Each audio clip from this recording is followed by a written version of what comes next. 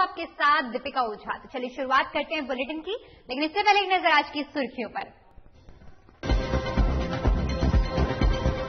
हाथरस की घटना पर मुख्यमंत्री योगी आदित्यनाथ सख्त, अभियुक्तों के खिलाफ रसूखा लगाने के निर्देश।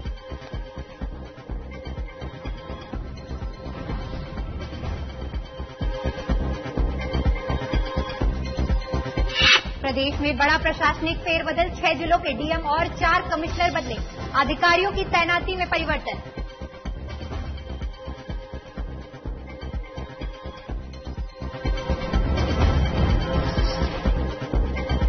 पश्चिम बंगाल के मालदा में गरजे सीएम योगी, कहा बंगाल में वो तुष्टीकरण की भेंट चढ़ाना चाहती है टीएमसी।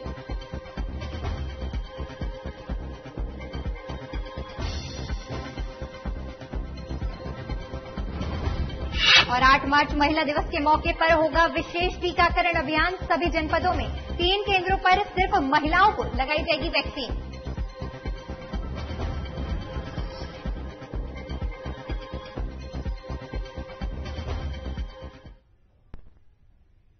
चलिए शुरुआत करते हैं बुलेटिन की। विधानसभा में प्रदेश का पहला पेपरलेस बजट पेश होने के बाद सीएम योगी ने विधान परिषद में सरकार का पक्ष रखा। इस दौरान उन्होंने किसान आंदोलन से लेकर तमाम मुद्दों पर बातचीत करी। आइए आपको सुनाते हैं। ये उस भीड़ से जुड़े हुए लोग हैं जिनको राजनीति से लेने देना नहीं, लेकिन हां, अर्थव्यवस्था और बजट के मुद्दे को लेकर के chairman PHD chamber of commerce, Uttar Pradesh के इतिहास में यह अब तक का सबसे बड़ा बजट है। किसानों, युवाओं और महिलाओं के विकास पर विशेष ध्यान केंद्रित किया।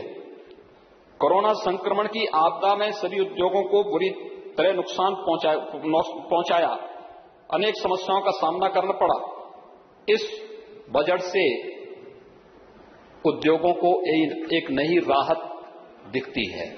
ये पीएचडी चैंबर के चेयरमैन का बयान है।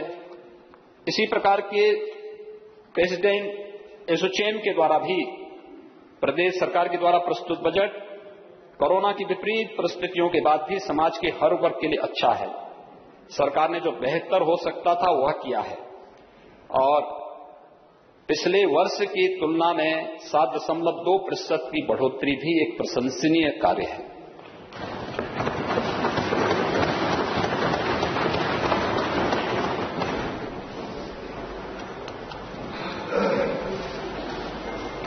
फिक्की फ्लो पूर्वाध्यक्ष जो महिला चैप्टर है उनके द्वारा महिला व बच्चों में कुपोषण की समस्या के निदान के लिए शुरू की गई मुख्यमंत्री सुपोषण योजना मां और बच्चे दोनों की सेहत को सुधारेगी।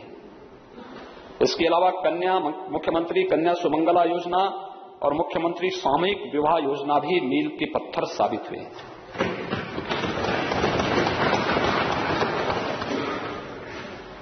ऐसे बहुत सारे तबके के, अलग अलग तबके के लोगों ने बजट पर अपनी प्रतिक्रिया व्यक्त की। ये प्रतिक्रियाएं इस बात को बताती हैं कि सरकार की कार्ययोजना एक सकारात्मक दिशा में आगे बढ़ रही है और सरकार सकारात्मक माहौल में कार्य कर रही है और सकारात्मक माहौल के परिणाम भी स्वाभाविक रूप से सकारात्मक ही होंगे। पिछले 4 वर्ष के दौरान महोदय जो कार्य किए गए, हम सब जानते हैं कि प्रदेश के अंदर जो कार्य वर्षों में नहीं हो पाए, विगत 4 वर्षों के दौरान ये सभी रास्ते पे आते हुए दिखाई दिए। और हम लोगों ने इस बारे में कहा था जब 2017-18 में प्रदेश सरकार ने अपना पहला बजट प्रस्तुत किया था, तब हम लोगों ने 2017-18 के बजट के बारे में कहा था कि हम इसे किसानों को समर्पित कर रहे हैं। 18-19 का बजट हम लोगों ने प्रदेश के औद्योगिक विकास को समर्पित किया था। ओडीओपी की जो योजना देश की आज लोकप्रिय योजना है, वह उसी समय हम लोगों ने फरवरी 2018 में उस योजना को आदरणीय प्रधानमंत्री जी कर कमलों से प्रदेश के अंदर लागू किया था। आज उसके बेहतर परिणाम आए हैं। प्रदेश का एक्सपोर्ट बढ़ा है, परंपरागत उद्योग एक बार फिर से पुनर्जीवित होता हुआ दिखाई दिया है। एक नई संभावना रोजगार की और विकास की प्रदेश के अंदर उसके माध्यम से देखने को मिली है। 19-20 का बजट हम लोगों ने प्रदेश की मातृशक्ति को समर्पित किया था और 20-21 का युवाओं की शिक्षा, उनके कौशल विकास, रोजगार, मूलभूत आधारभूत जो इंफ्रास्ट्रक्चर डेवलपमेंट से जुड़ी हुई जो कार्य थे उनको एक नई गति देने के लिए इसको समर्पित किया था। तो 21-22 के बजट का थीम भी प्रदेश सरकार ने बहुत स्पष्ट भाव के साथ रखा कि प्रदेश के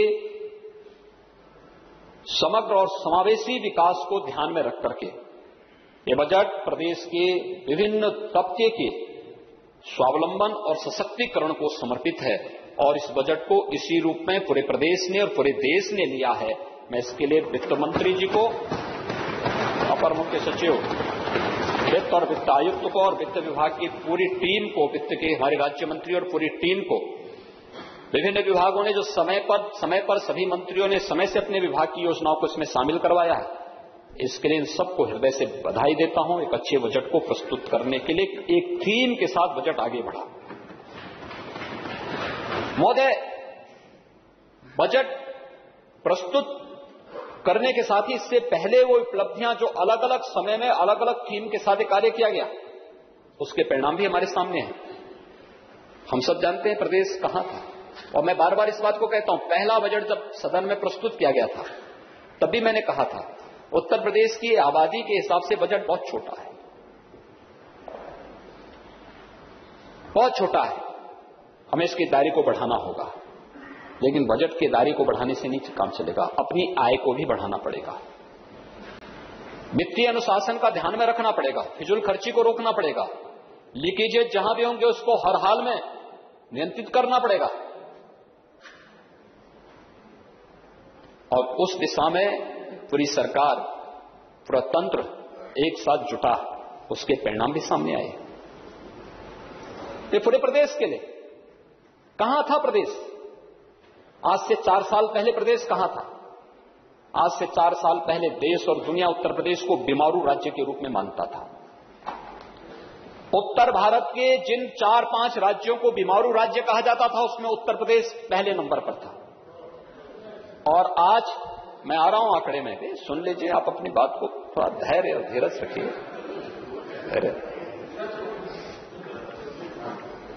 महोदय, बीमारू राज्य था 4 साल पहले, और मैं इसलिए कह रहा हूं कि बीमारू राज्य इसलिए था, इतनी बड़ी आबादी के राज्य का बजट कितना था? 2 लाख करोड़ का। उत्तर प्रदेश में 20 करोड़ की आबादी, 22 करोड़ की आबादी उस समय थी, और बजट कितने का था? 2 लाख करोड़ का। ऊंट के मुंह में जीरा। यानी इतने बड़े प्रदेश के लिए हमें गांव के विकास के लिए, नगरों की बुनियादी सुविधाओं के लिए, युवाओं के लिए, मजदूरों के लिए, किसानों के लिए, महिलाओं के लिए, अलग अलग तबके के लिए भी योजनाएं बनानी। लेकिन जब बजट ही नहीं होगा, इनकम बढ़ाने पे जोर नहीं दिया, और जोर इसलिए भी नहीं दिया जाता था, अगर हम उसमें आना प्रारंभ करेंगे कि इनकम कहां कहां से बढ़ी है और कैसे कैसे बढ़ी है, मैं चर्चा करने का प्रयास करूंगा, तो बहुत सारी चीजें सामने आ जाएंगी। लेकिन ये तो सच है ना कि 2015-16 में ईज ऑफ डूइंग बिजनेस में उत्तर प्रदेश 14वें स्थान पर था ना? अगर ईज ऑफ डूइंग बिजनेस में आपकी रैंकिंग अच्छी नहीं है तो कोई भी बाहरी निवेश आपके यहां नहीं आ सकता, नहीं आएगा। और आज कहां है? दूसरे नंबर पर।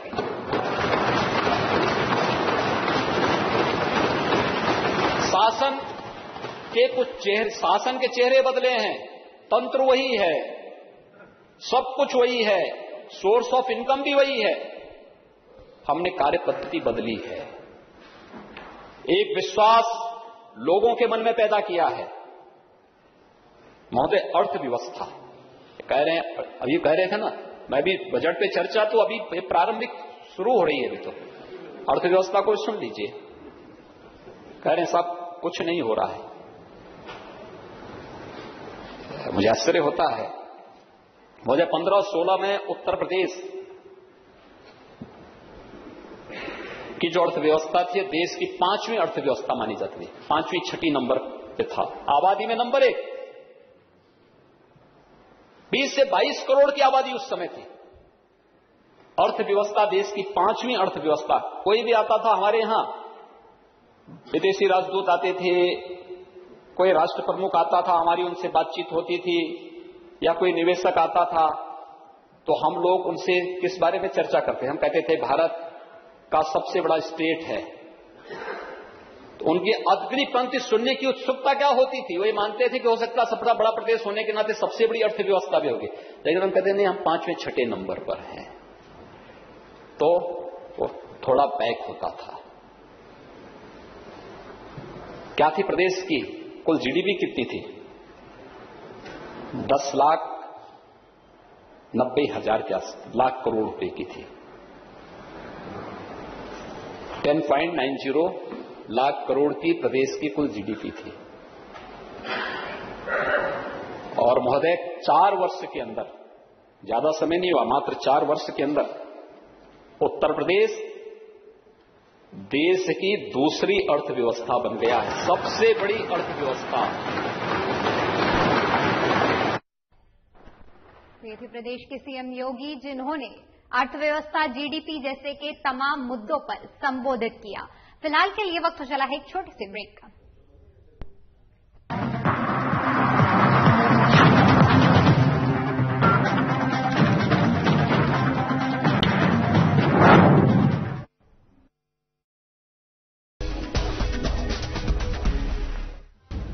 मिशन रोजगार, युवाओं के साथ योगी सरकार। 50 लाख युवाओं को रोजगार देना लक्ष्य। 5 नौजवानों को नौकरी उपलब्ध कराने के साथ साथ 1.5 करोड़ नौजवानों को रोजगार की सुविधा भी प्रदेश के अंदर उपलब्ध कराने का कार्य राज्य की सरकार ने किया है। ये कार्य इसलिए जिससे हरेक के जीवन में खुशहाली लाई जा सके। 4 सालों में रिकॉर्ड 4 लाख सरकारी नौकरियां। नई स्टार्टअप इकाइयों से 5 लाख युवाओं को रोजगार। एमएसएमई सेक्टर में 2 करोड़ 5 लाख रोजगार का सृजन। एमएसएमई सेक्टर में उद्योग लगाने के लिए 1000 दिनों तक आपको किसी भी प्रकार की कोई भी लाइसेंस की आवश्यकता नहीं पड़ेगी। आप जाइए, अपना यूनिट लगाइए। ओडीओपी में 25 लाख से ज्यादा लोगों को मिला रोजगार।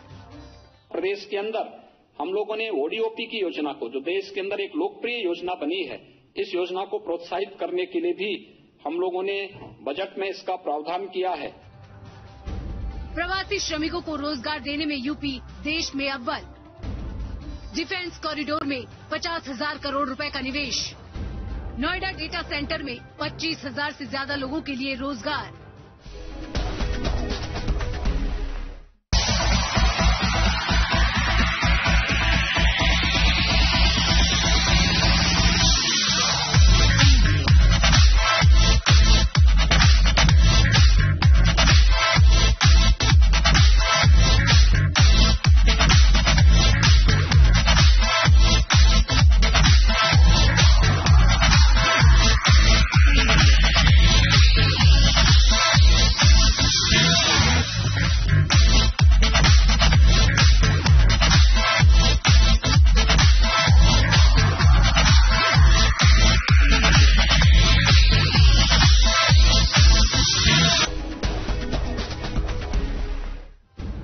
मिशन रोजगार, युवाओं के साथ योगी सरकार। 50 लाख युवाओं को रोजगार देना लक्ष्य। 5 नौजवानों को नौकरी उपलब्ध कराने के साथ साथ 1.5 करोड़ नौजवानों को रोजगार की सुविधा भी प्रदेश के अंदर उपलब्ध कराने का कार्य राज्य की सरकार ने किया है। ये कार्य इसलिए जिससे हरेक के जीवन में खुशहाली लाई जा सके। 4 सालों में रिकॉर्ड 4 लाख सरकारी नौकरियां। नई स्टार्टअप इकाइयों से 5 लाख युवाओं को रोजगार। एमएसएमई सेक्टर में 2 करोड़ 5 लाख रोजगार का सृजन। एमएसएमई सेक्टर में उद्योग लगाने के लिए 1000 दिनों तक आपको किसी भी प्रकार की कोई भी लाइसेंस की आवश्यकता नहीं पड़ेगी। आप जाइए, अपना यूनिट लगाइए। ओडीओपी में 25 लाख से ज्यादा लोगों को मिला रोजगार। प्रदेश के अंदर हम लोगों ने ओडीओपी की योजना को, जो देश के अंदर एक लोकप्रिय योजना बनी है, इस योजना को प्रोत्साहित करने के लिए भी हम लोगों ने बजट में इसका प्रावधान किया है। प्रवासी श्रमिकों को रोजगार देने में यूपी देश में अव्वल। डिफेंस कॉरिडोर में 50,000 करोड़ रुपए का निवेश। नोएडा डेटा सेंटर में 25,000 से ज्यादा लोगों के लिए रोजगार।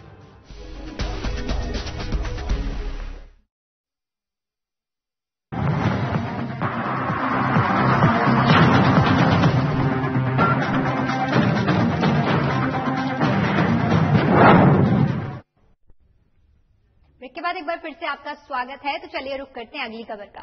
1 मार्च से 11 महीने बाद प्रदेश के एक बार फिर से स्कूल खुल चुके हैं। ऐसे में हमारी टीम ने खुद स्कूल जाकर बच्चों और स्कूल के प्रिंसिपल से बातचीत की, ये जानने की कोशिश की कि आखिर किस तरह से बच्चों की सुरक्षा का ख्याल रखा जा रहा है।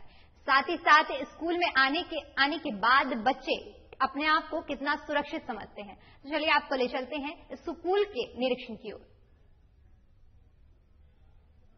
हैं कि कोविड के इस महाकाल में या फिर ये कह लीजिए कि महासंकट में जहां हमारी एजुकेशन को काफी प्रभाव देखने को मिला है, काफी नुकसान हुआ है शिक्षा के क्षेत्र में, वहीं इन्हीं चीजों को ध्यान में रखते हुए जब कोविड का संकट कुछ हद तक कम होने लगा, उसी चीज को ध्यान में रखते हुए मुख्यमंत्री योगी आदित्यनाथ ने प्रदेश में स्कूल खोलने की इजाजत दे दी है और स्कूल की शुरुआत हो चुकी है। दोबारा से बच्चे खिलखिलाते हुए अपने स्कूल जा सकते हैं, अपनी पढ़ाई को जो अधूरी छूट गई थी कोविड के महाकाल के समय, उसको दोबारा से एक बार फिर से शुरू कर सकते हैं। हाँ, इस वक्त हम मौजूद हैं लखनऊ के कैंट में मिशन स्कूल में, जहां पर आप देख सकते हैं कि यहाँ पे छात्र अपनी पढ़ाई में किस तरह से व्यस्त है और जो उनकी छूटी हुई शिक्षा थी एक बार फिर से वो दोबारा से पूरा करने के लिए एकदम तैयार है। पर इसके साथ ही आपको बता दें कि शिक्षा के साथ साथ कोविड प्रोटोकॉल का भी यहाँ पे पूरी तरह से पालन किया जा रहा है। आपको बता दें, जैसे ही मैंने स्कूल में एंटर किया तो भारी मुझे सैनिटाइजर देखने को मिला। आप देख सकते हैं कि हर बच्चे 2 गज की दूरी, मास्क है जरूरी, जो प्रदेश का है एक महत्वपूर्ण विषय कि 2 गज की दूरी, मास्क है जरूरी का पालन करते हुए भी आपको नजर आ रहे हैं। हर बच्चे के चेहरे पर मास्क है और 2 गज की दूरी बनाई हुए हैं और साथ ही अपनी शिक्षा में बच्चे मन लगाकर अपनी पढ़ाई कर रहे हैं। वहीं आइए इन बच्चों से जानते हैं कि इतने महीनों बाद जो स्कूल खुला है और दोबारा से स्कूल आकर और अपनी अधूरी छूटी हुई पढ़ाई को दोबारा पूरा करने पर इनको कैसे महसूस हो रहा है।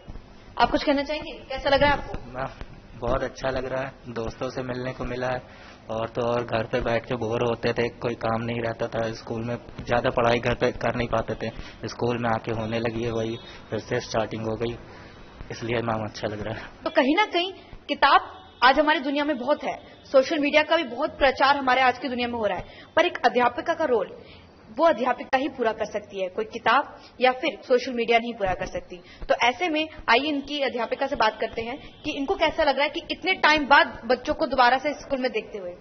बहुत अच्छा लग रहा है, इतने टाइम के बाद बच्चे स्कूल आ रहे हैं तो अच्छा लग रहा है देखकर। स्कूल में चहल पहल है, शैतानी कर रहे हैं, इंटरवल हो रहा है, बहुत अच्छा है, बहुत खुशी हो रही है। तो क्या आपका ये मानना है कि जितना हम लोग एक्शन या फिर जितना हम लोग प्रैक्टिकली वर्क बच्चों को समझाते हैं उतना अच्छे से बच्चे क्लियरली समझ पाते हैं कंपेयर विद बुक के या फिर सोशल साइट्स के?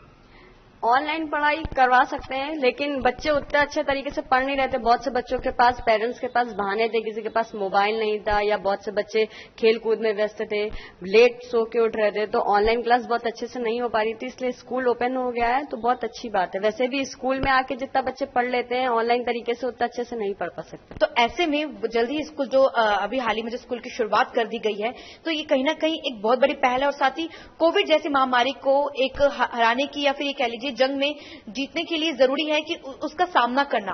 तो कहीं ना कहीं आप जैसे और बच्चे से, ये भी बच्चे हैं और भी हमारे चैनल के माध्यम से आप बच्चों को क्या संदेश देना चाहेंगे कि कोविड अपनी जगह पर है, पर कोविड से हमें लड़ना होगा, उसका सामना करना पड़ेगा, पर 2 गज की दूरी, मास्क है जरूरी के साथ, उसके लिए आप क्या संदेश देना चाहेंगे हमारे चैनल के माध्यम से? मास्क लगा के स्कूल जाइए, पानी की बोतल, टिफिन वगैरह अपने स्कूल लेके जाइए, बार बार हाथ सैनिटाइज करते रहिए, बाकी सब ठीक है। बच्चों की शिक्षा पर इसका बहुत ही गलत प्रभाव पड़ रहा था कोविड का, तो दोबारा से एक बार फिर से शिक्षा और कोविड की जंग में, और एक बताइए, जब इन छोटे बच्चों में इतनी हिम्मत है कि वो इस कोविड की जंग का सामना कर सके, इनका लड़ सके, बस 2 गज की दूरी और मास्क है जरूरी के साथ, तो फिर कोई भी इंसान इसका सामना आराम से कर सकता है, बस हिम्मत होनी चाहिए। और अगर आपने किसी चीज को करने की सोच ले रखी है और आपके अंदर हिम्मत है तो आप किसी भी चीज को हरा सकते हैं। कोविड आपको छू भी नहीं सकता, क्योंकि शिक्षा वो ऊंचाई है, शिक्षा वो माध्यम है जो आपको बदलता है, जो आपको एक नई ऊंचाइयों तक पहुंचाने का काम करता है। कोविड के महासंकट में एक बार फिर से दोबारा से स्कूलों में चहल पहल लौट चुकी है। दोबारा से बच्चों की स्कूल की क्लासेस स्टार्ट कर दी गई है। बच्चों की शिक्षा के क्षेत्र में जो विद्यालय हैं, जो काफी समय से बंद चल रहे थे, एक बार फिर से खोल दी गई हैं। तो ऐसे में उनका क्या कहना है? देखिए, पिछले कई महीनों से सभी स्कूलों को इस परेशानी का सामना करना पड़ रहा है कि कोविड की वजह से स्कूल्स बंद हो गए थे, पढ़ाई बिल्कुल ठप हो गई थी, बच्चे घर पे बैठे हुए हैं। लेकिन हाँ, अब बहुत अच्छा हो रहा है कि कोविड खत्म हो गया है, यहाँ पर तो कोई ऐसी चीज नहीं है और बच्चे अब आ सकते हैं स्कूल में। हमने सब बच्चों को ऑर्डर्स दे दिए हैं, हमने उनको फोन भी कर दिया है, लिखित भी भेज दिया, सब भेज दिया कि अब आइए, स्कूल में कोई ऐसी चीज नहीं है। हम अपने स्कूल में पूरा एहतियात बरत रहे हैं, हमने सैनिटाइज भी कर रखा पूरे स्कूल को, हर चीज हमने उनको बता रखी। लेकिन एक बड़ी भारी ये प्रॉब्लम आ रही है सामने कि गार्जियंस बच्चों को भेजने के लिए तैयार ही नहीं है। बच्चे बहुत एंजाइटी उनको हो रही है कि जल्द से जल्द स्कूल जाएं, फ्रेंड से मिले, पढ़ाई हमारी शुरू हो, ठप हो गई हमारी पढ़ाई, घर में बैठे बैठे बोर हो गए। बच्चों की इन्फॉर्मेशन हमारे पास आती रहती है, फोन करते रहते हैं, लेकिन जब हम गार्जियन से बात करते हैं तो गार्जियंस पता नहीं, मेरी समझ में नहीं आ रहा क्यों डरे हुए हैं, जबकि ऐसा कुछ नहीं, हर जगह बच्चा जा रहा है, गार्जियंस भी जा रहे हैं, सब जगह सब काम हो रहे हैं, लेकिन स्कूल लाने के लिए गार्जियंस क्यों नहीं तैयार है, मेरी ये समझ में नहीं आ रहा। हम इतना उनको बता रहे हैं, हर चीज हमने ऑल्टरनेट डेज भी बना दिए कि बारी बारी से बुलाएंगे बच्चों को, रोज नहीं बुलाएंगे, कम बच्चे बुलाएंगे, फिर भी क्यों नहीं तैयार है। और मैं तो बड़ी खुश हूं कि अब बच्चों का ये खत्म हो चुका है कि अब बच्चे घर पे बैठे आए स्कूल। अभी बोर्ड के एग्जाम्स में भी काफी टाइम है, 24 अप्रैल से शुरू है बोर्ड के एग्जाम यूपी के, लेकिन फिर भी बच्चे नहीं आ रहे हैं और बच्चे आना भी चाह रहे हैं तो गार्जियंस रोक लेते हैं उनको। ये एक प्रॉब्लम आ रही है हमारे सामने और इसके लिए हम बहुत सोच रहे हैं कि किस तरीके से बच्चों को बुलाएं, कैसे बुलाएं, 2-2, 3-3 करके बुलाएं। लेकिन हाँ, मैं ये पूरी उम्मीद रख रही हूं और मुझे पूरा विश्वास है कि ये भी प्रॉब्लम 2-4 दिन में खत्म हो जाएगी और बच्चे आएंगे। गार्जियंस को कन्विंस कर रहे हैं, एक मीटिंग करने जा रहे हैं गार्जियंस की, जिसमें हम उनको बताएंगे कि ऐसी कोई डरने की बात नहीं है, ना कोई कोविड है, ना कोई ऐसा डर है, कुछ नहीं है। बच्चों को भेजिए, नहीं तो बच्चों का फ्यूचर बिगड़ रहा है इस तरीके से। बच्चों को पास होना खाली सब कुछ नहीं है, बच्चों को अच्छे डिवीजन लाने, अच्छे रैंक्स लाने हैं, ताकि उनका आगे कुछ हो। बेचारे बच्चे आगे क्या करेंगे अगर वो ऐसी चढ़ा दिए जाएंगे। मैं बहुत उम्मीद रख रही हूं और पूरा मुझे विश्वास है कि जरूर बच्चे आएंगे स्कूल और फिर से स्कूलों में वैसी ही चहल पहल होगी, वैसे ही सब कुछ होगा और बच्चे बहुत अच्छी तरह अपने बोर्ड के एग्जाम्स देंगे और जो वैसे बच्चे हैं होम एग्जाम्स वो भी अच्छी तरह से इम्तिहान देके स्कूलों में फिर से वैसी ही चहल पहल होगी और फिर से एक बार शिक्षा में वैसी उन्नति और तरक्की होती रहेगी जैसे हमेशा से होती आई है। अभी आपने देखा कि ऑनलाइन क्लासेस चल रही थी और ऐसे में ऑनलाइन क्लासेस से ज्यादा बेटर ये जो प्रैक्टिकल क्लासेस होती है, जहां पर टीचर खुद वहां पे अवेलेबल होता है, बच्चों को एक चीज समझाता है एक्शन के साथ या फिर हर चीज के साथ, तो आपको क्या लगता है कौन सी एजुकेशन ज्यादा मस्ट बेटर है, ऑनलाइन एजुकेशन या फिर वो एजुकेशन जो स्कूलों में टीचर द्वारा दी जाती है? मेरी समझ से तो जब बच्चा सामने क्लास में पढ़ता है वो बहुत ही जरूरी, क्योंकि देखिए कुछ सब्जेक्ट्स ऐसे हैं, फिजिक्स है, केमिस्ट्री है, मैथ्स है, कंप्यूटर, ये बच्चा घर पे कभी ऑनलाइन समझ ही नहीं सकता। लाख वो लैपटॉप खोल ले, फोन खोल ले, कभी नहीं समझ सकता। जब सामने क्लासों में पढ़ाते हैं हम लोग तब भी हमें ये प्रॉब्लम थोड़ी होती है, हम सामने पढ़ा रहे हैं, बच्चा कुछ कुछ कर रहा है, अपना ध्यान उसका इधर उधर, तो फिर घर पे कैसे पढ़ सकता है। और ये सब्जेक्ट्स ऐसे हैं कि ये घर पे बच्चा पढ़ ही नहीं सकता जब तक कि सामने उसको अच्छी तरह एक चीज को समझाने में काफी टाइम न लगा दे। तो ये मेरी समझ से तो ये ऑनलाइन क्लासेस ठीक है, बहुत सही है कि जब पढ़ाई नहीं हो रही तो उससे बच्चा पढ़े सीखे, लेकिन जो सामने आमने क्लासेस में पढ़ाई होती है वो much better than home education. Last question, हम कोविड प्रोटोकॉल को लेकर आपके स्कूल में क्या? चलिए फिलहाल के लिए इतना ही, देखते रहिए साधना प्लस।